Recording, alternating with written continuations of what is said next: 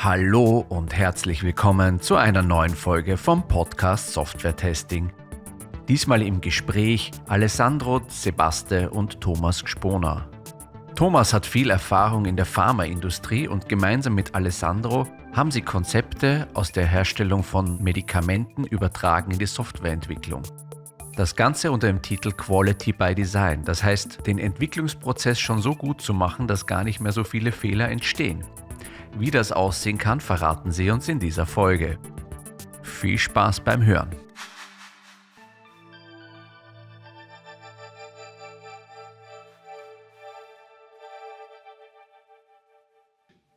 Hallo Alessandro, hallo Thomas, schön, dass ihr da seid. Ciao Richie, freut uns dabei zu sein. Ja, das ist heute eine Premiere, weil das ist heute meine erste Schweizer Folge im Podcast. Also das ist gut.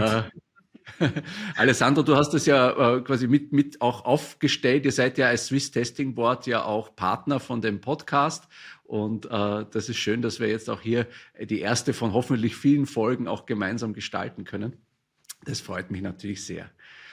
Und ihr habt ein spannendes Thema mitgebracht. Das hat mir schon vom Titel sehr gut gefallen, weil da resoniert alles schon ein bisschen bei mir. Und zwar das Thema Quality by Design. Holt uns doch da mal rein. Was heißt denn das eigentlich, Quality by Design?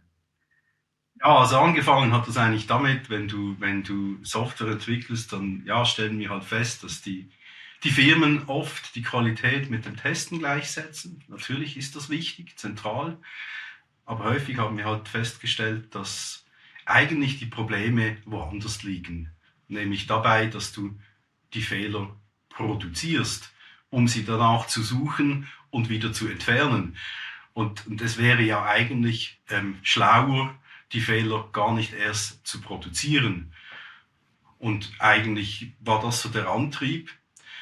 Und mit Thomas zusammen, er kommt aus der Pharmaindustrie und kann das QBD dann vom Konzept her noch einiges besser erklären, ist das ein Ansatz, der sich sehr gut eignet.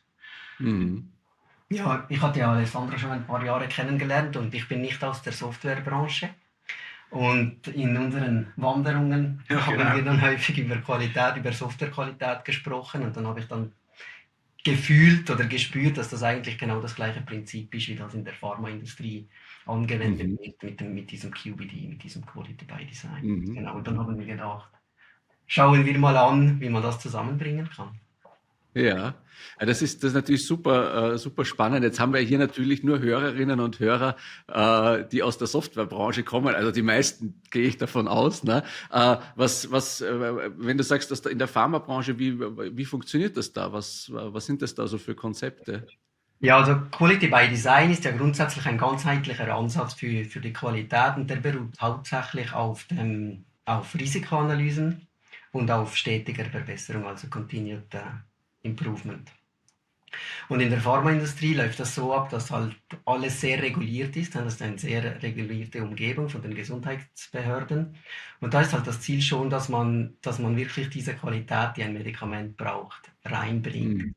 Und alles fängt eigentlich an mit einem Quality Target Product Profile, also einem QTPP. Und das ist nichts anderes als die User-Anforderungen. Ne? Man überlegt sich, was muss das Medikament können? Also es muss sicher sein, es muss wirken, heute würde man auch sagen, man muss es sich leisten können. Und heute würden auch Aspekte von der Nachhaltigkeit reinkommen. Und dann überlegt man sich, was sind jetzt im Herstellprozess die kritischen Qualitätsmerkmale, die ich dann effektiv messen kann. Und man überlegt sich die ganze Zeit, was kann in meinem Herstellprozess schiefgehen, damit ich eben diese Qualität nicht erreiche. Und dort kommt dann eben diese Risikoanalyse ins Spiel. Und wichtig ist zu verstehen, dass man eben den Herstellprozess entwickelt. Das Panda in der Software wäre dann der Softwareentwicklungsprozess. In der Pharma ist es der Herstellprozess und da geht es darum zu verstehen, was kann wo schiefgehen, damit man diese Qualität nicht erreicht. Und nachher versucht man den Prozess so zu entwickeln, so zu designen, dass man halt diesen Prozess kontrolliert, stetig verbessert und kontrolliert. Und so kann man halt verhindern, dass Fehler ins Produkt reingebaut werden. Und man reduziert das Endprodukt-Testing, was ja eigentlich auch das Ziel ist Genau. vom Quality by Design in der Softwareentwicklung. Genau.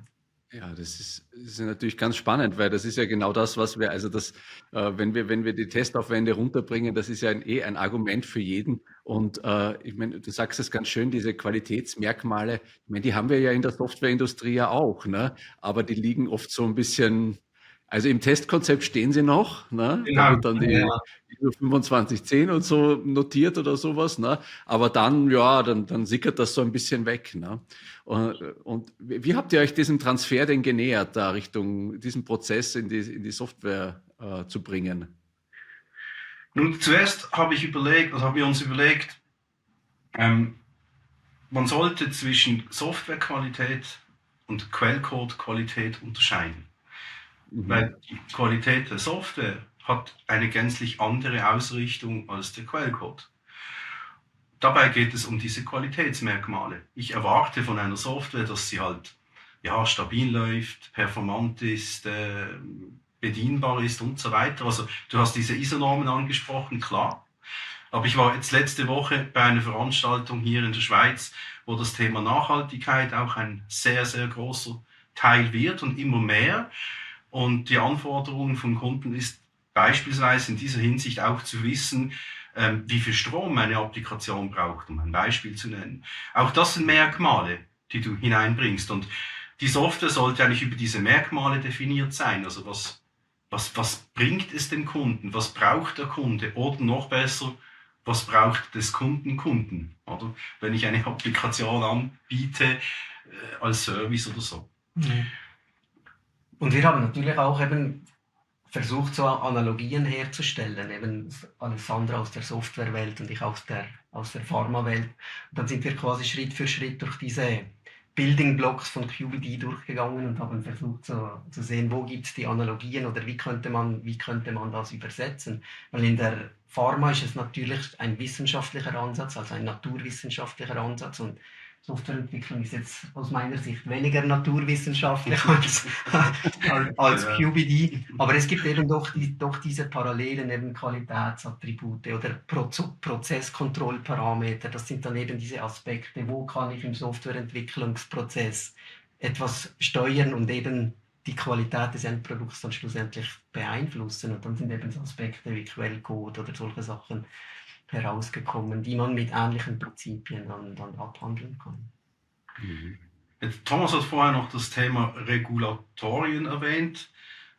Uns ist allen bewusst, also in der Softwareentwicklung ist das etwa blockt man das, man möchte nicht reguliert werden. Das war eigentlich genau einer der Schwerpunkte. Wie kann ich QBD einführen, ohne genau dieses Gefühl zu vermitteln, aber effektiv auch nicht zu kontrollieren? Wir sind agil und die Agilität braucht es. Und das ist halt dann, haben wir festgestellt, ja, der Punkt ist eigentlich der, wenn du Software entwickelst, bis zu einem bestimmten Punkt, solltest du nicht agil sein oder respektive solltest du nicht alles tun können.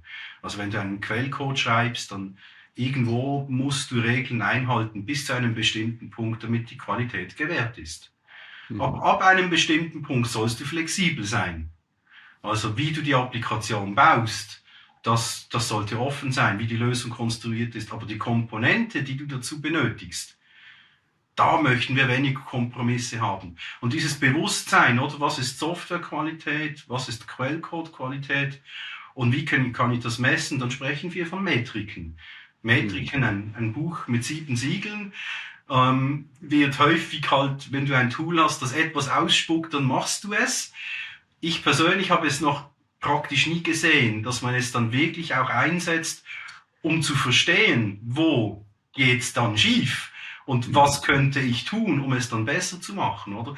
Also ist es ein Zusammenspiel zwischen dem Messen, dem Verständnis, wie bauen wir Software, was für eine Technologie benutzen wir und so weiter, dass wir eine gute Quellcode bekommen und basierend darauf dann eine gute Software, die den Anforderungen entspricht. Also du merkst, es zerlegt die Softwareentwicklung in Teilbereiche, die wir dann beeinflussen möchten, auch überwachen möchten, aber nicht einschränken, nur verstehen, oder? Mhm. Hast du da oder habt ihr da vielleicht auch ein paar Beispiele? Also es ging ja so in der Pharma quasi auch darum, diesen Herstellungsprozess zu verbessern und dort schon die Fehler quasi gar nicht entstehen zu lassen. Ne? Was sind denn da so für Metriken, die man in der Softwareentwicklung nutzen kann, um das sichtbar zu machen? Also beim Kunden, wo ich bin, die brauchen Safe als Framework.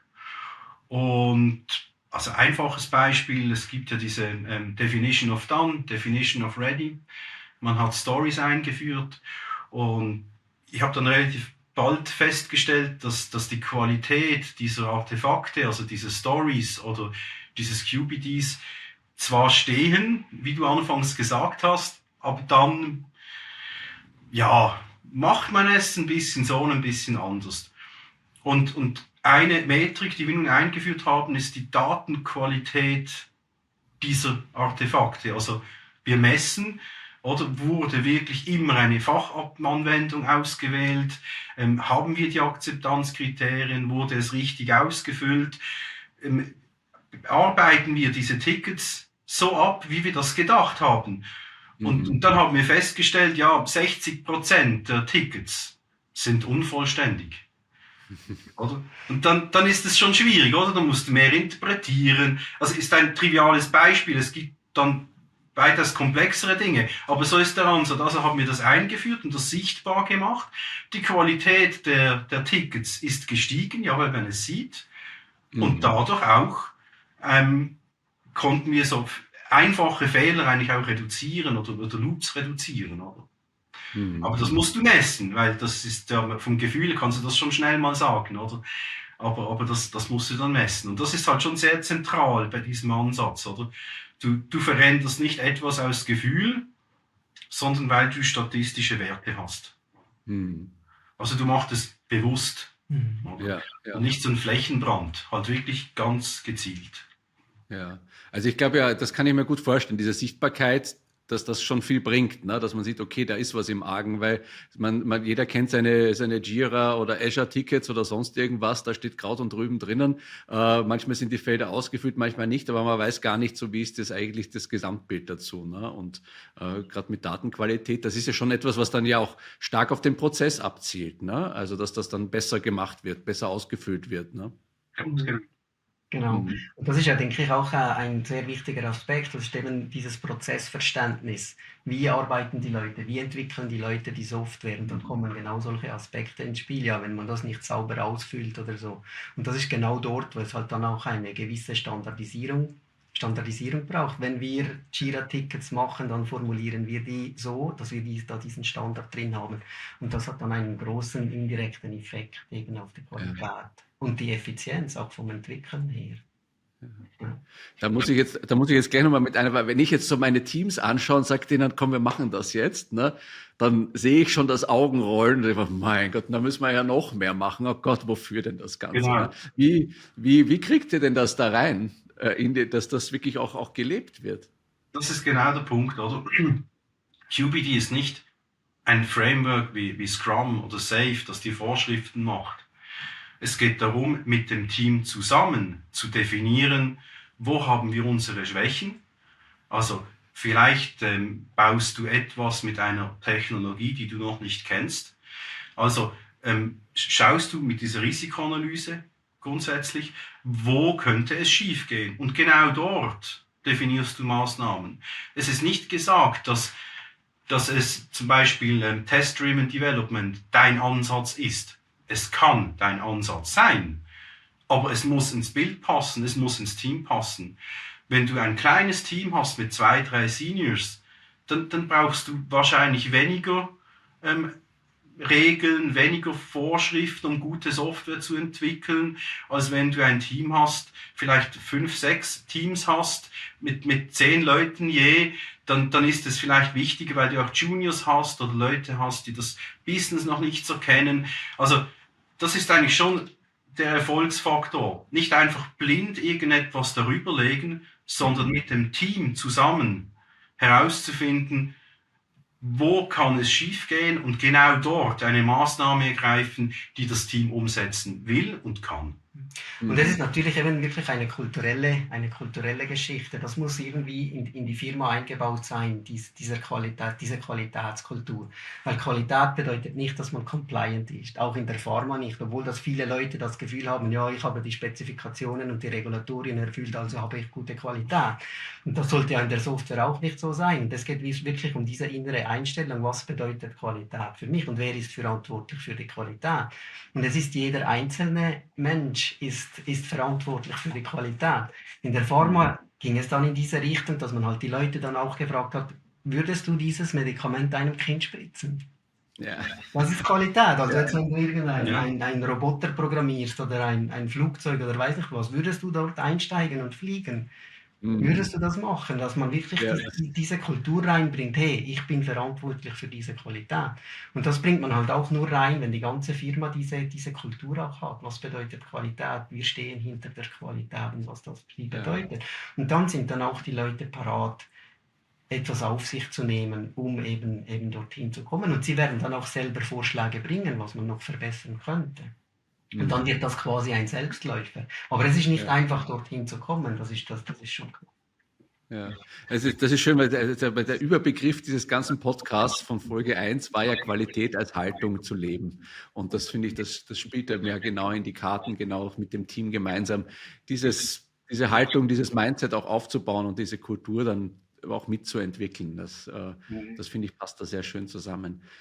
Jetzt habt ihr, also quasi, ich kenne das so ein bisschen aus der Medizintechnik, da gab es auch immer so Risikoanalysen, das waren dann sehr große Excel-Tapeten, wo irgendwas dann da drinnen stand, wenn Hochwasser ist, musste irgendwie, alles mögliche, alles, was so passieren kann. Ihr habt ja jetzt auch schon so ein Projekt oder Projekte da mit dem gemacht in der Softwareentwicklung. Wie umfangreich ist denn das, wenn ich so ein Jahr mit dem QBD da arbeite? Wie viele Metriken oder ich sage mal nicht Zeilen im Excel, aber dass wir so eine Vorstellung haben, wie umfangreich das eigentlich einmal wird, wenn man da sich so auf den Weg macht. Weil man kann ja auch nicht mit allem gleichzeitig starten, gehe ich davon aus, sondern man muss ja irgendwo sich das auch erarbeiten. Das ist eine schwierige Frage. Ja, also fangen wir bei der Risikoanalyse an. Die kannst du mehr oder weniger systematisch machen. Da gibt es verschiedene Methoden, die bekannt sind, FMEAs, Fischgrat-Analyse. Das kannst du eigentlich beliebig komplex und strukturiert machen. Kannst es auch informell machen, je nach Größe vom Team. Aber eine Transformation dauert halt schon seine Zeit. Also 1-2 Jahre brauchst du schon, bis die ersten Dinge anfangen zu wirken. Und bei den Metriken, also bei den Messpunkten, solltest du schon darauf achten, so wenig wie möglich zu haben, halt wirklich nur an den wirklichen neuralgischen Punkten. Ja, wie viel Aufwand ist das? Es ist schwierig zu sagen. Es ist etwas, das dich begleitet. Du kannst das nicht in 3 Monaten quasi einführen, aufbauen, Risikoanalyse machen und so, sondern weil es wirklich ein kultureller Wandel ist, musst du mit den Menschen da durchgehen. Und du fängst dann schon aber überall gleichzeitig an.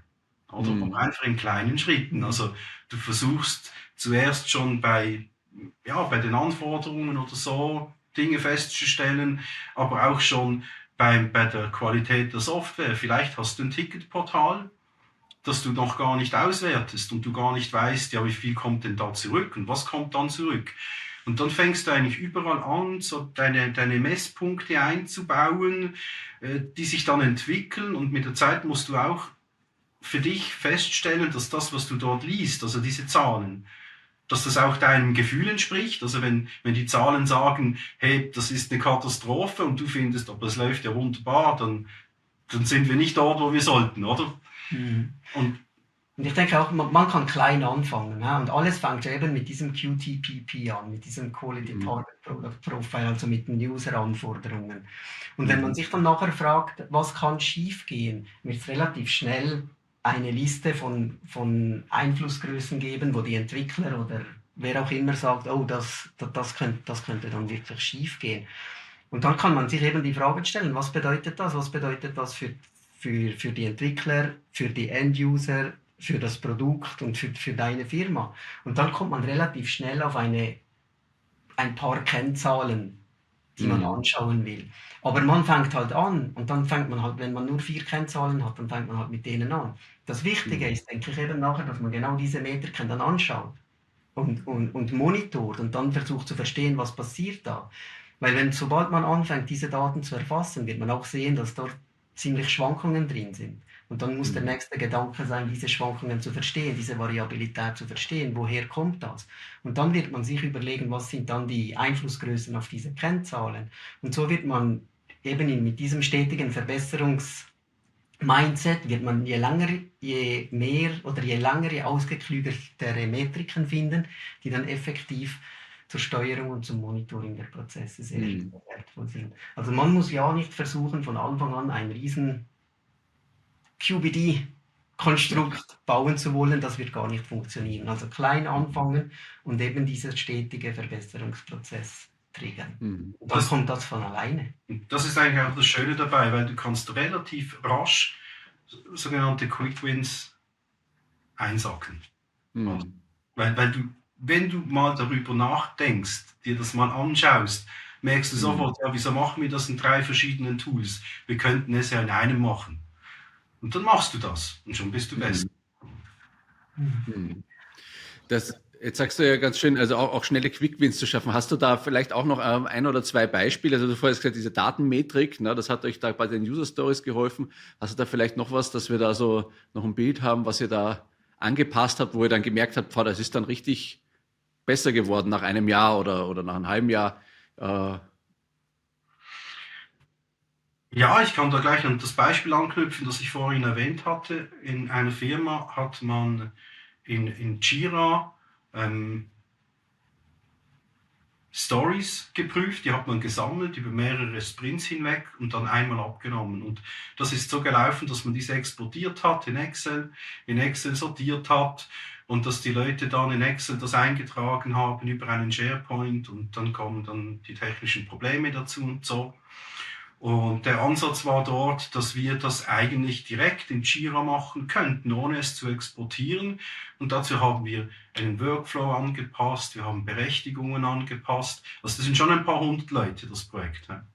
Und das hat eigentlich dazu geführt, dass der ganze, ich sag dem mal, Abnahmeprozess schneller durchlief, die Übersicht schneller da war, also auch die Projektleiter sahen direkt im Jira-Board, was läuft nicht, oder? Und das hat eigentlich dazu geführt, dass die Übersicht und die Planbarkeit der Arbeit besser wurde. Man musste nicht auf einen Export warten. Ja. Natürlich gab es bei der Einführung schon Probleme oder Herausforderungen, weil man hat das schon lange gemacht, man muss sich da umstellen, geht Jira, wie es sollte und so weiter. Oder? Aber letzten Endes ist das Feedback sehr gut, also die Leute haben das sehr gut akzeptiert und arbeiten heute so. Und da können wir schon sehr viel Zeit sparen, Zeit, die wir andernorts dann wieder einsetzen können. Es ist schön, weil das klingt ja total banal. Man sagt, okay, ja klar, man muss ein Excel da zu ersetzen, aber ich kenne das ja gerade bei großen Teams, das sind eingespielte Prozesse, die zum Teil auch oft an technischen Sachen dann scheitern. Bei dem einen geht der SharePoint nicht, der dritte hat dann wieder das Problem, dass ich bei Microsoft nicht anmelden kann oder irgendwas ist immer, dass sich diese Dinge verzögern und hier diese Komplexität auch aus dem Prozess rauszunehmen und sagen, wir haben ja ein Tool, mit dem kann man das eigentlich gut abwickeln und da muss man halt einmal dadurch, dass jeder diese Veränderung durchmacht und das darin nutzt, um dann quasi auf einem neuen Level einfach auch dann wieder zu landen und dann besser weiterarbeiten zu können. Ja. Du sagst ein gutes Stichwort, Komplexität rausnehmen, denn das ist das, was wir oft feststellen. Die Prozesse entwickeln sich und wenn etwas nicht so geht, baut man einfach noch eine Software drauf. Oder? Ja. Und dann wird es immer schlimmer, oder? Und dann musst du Daten hin und her schieben und bekommst sie nicht mehr raus und nicht mehr rein. Und das ist schon eigentlich ein Punkt. Letzten Endes versuchen wir das Ganze so zu reduzieren auf ein Minimum, oder? An Werkzeugen, an Abläufen, an Vorschriften, an was auch immer, weil es dann einfach besser durchgeht. Und wenn man halt drin ist, merkst du das oft nicht. Also wenn du selbst 10 Schritte zurückgehen würdest du selbst auf die Idee kommen. Aber man ist halt wirklich in der Arbeit und du musst liefern, oder? Und du hast gar nicht die Zeit und ja, das anzuschauen, auch wenn du es irgendwo spürst, oder? Ja, verstehe. Ja. Thomas, ich habe noch eine Frage an dich. Du kommst ja aus der Pharmabranche, ne, und siehst quasi den ganzen Herstellungsprozess der Medikamente und so. Und jetzt siehst du da so einen Softwareentwicklungsprozess. Jetzt habt ihr da so begonnen.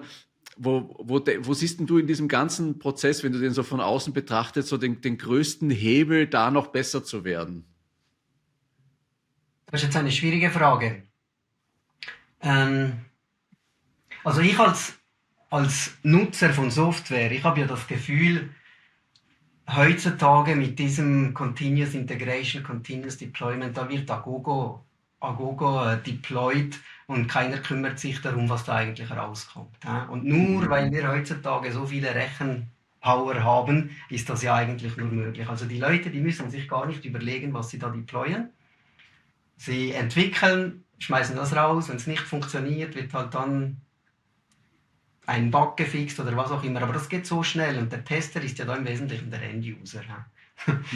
Aber ich als Nicht-Software-Mensch das Gefühl. Ja. Und da denke ich mal, wo man halt wirklich sehr viel rausholen könnte, ist, wenn man halt, ohne jemandem zu nahe treten zu wollen, wenn man zuerst denkt und dann entwickelt.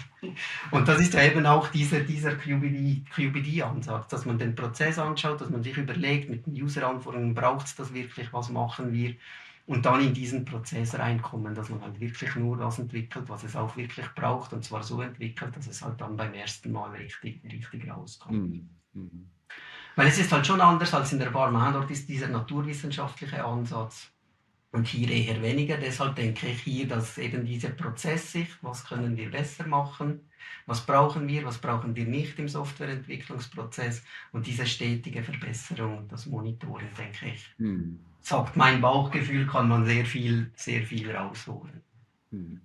Ich glaube, das ist ein schönes Stichwort, was du sagst, auch diese ganze Automatisierung, die wir in den Prozessen mittlerweile schaffen können, ne, die quasi verleitet ja dazu, das Denken etwas zurückzustellen. Das ist jetzt total einfach. Ich lasse mir das da ein bisschen von ChatGPT was zusammenprogrammieren oder von Copilot, freue mich darüber und dann geht das in der Pipeline durch die Welt. Dann laufen noch irgendwelche automatisierten Tests, wo ich vielleicht auch gar nicht mehr genau weiß, ob die wirklich noch Fehler finden würden oder nicht. Also da darf man durchaus auch immer wieder kritisch drauf schauen. Und ich glaube, das ist ja auch ein bisschen in eurem Prozess mit drinnen, die Prozesse auch immer wieder zu betrachten und einmal schauen, okay, wo ist denn da so der nächste Pain, den man bearbeiten kann und verbessern kann. Ne? Genau, das ist ja auch dieser Nachhaltigkeitsaspekt. Neue Software entwickelt oder einen automatisierten Ressourcen verbratet, die es eigentlich gar nicht brauchen. Ja, super. Alessandro, Thomas, vielen lieben Dank für diesen Einblick in diese Transformation von Pharma in die Softwareentwicklung, das Thema Quality by Design, mal praktisch auch zu hören. Ich habe das am Anfang ja so schön gesagt, man findet oft in den Konzepten, da gibt es irgendwelche Merkmale. Ich höre jetzt auch immer, Nachhaltigkeit wird auch immer mehr in der Softwareentwicklung, aber so wirklich das mal, wie kann ich das eigentlich konkret in meinen Prozessen umsetzen und da die Qualität schon frühzeitig einfach drinnen zu haben, um mir nachher dann auch im Testen Aufwände zu sparen und natürlich Fehler zu reduzieren. Das finde ich einen tollen Ansatz dazu. Wir werden eure Kontaktdaten ja auch in den Shownotes haben. Das heißt, wenn jemand Interesse hat, der wird sich dann auch gerne bei euch melden und euch mit Fragen bombardieren. Sehr gerne. Also das wäre natürlich cool, weil das ja relativ neu ist. Auch ein paar Inputs oder Ideen zu haben. Auf jeden Fall. Dafür ist ja dieser Podcast auch da. Ich danke euch schön, dass ihr euch die Zeit genommen habt und schicke liebe Grüße hier von Essen Richtung Schweiz und ich hoffe, wir sehen uns bald wieder. Ja. Danke dir, ja. Ja, danke dir. Bis bald. Wiedersehen. Tschüss. Ciao.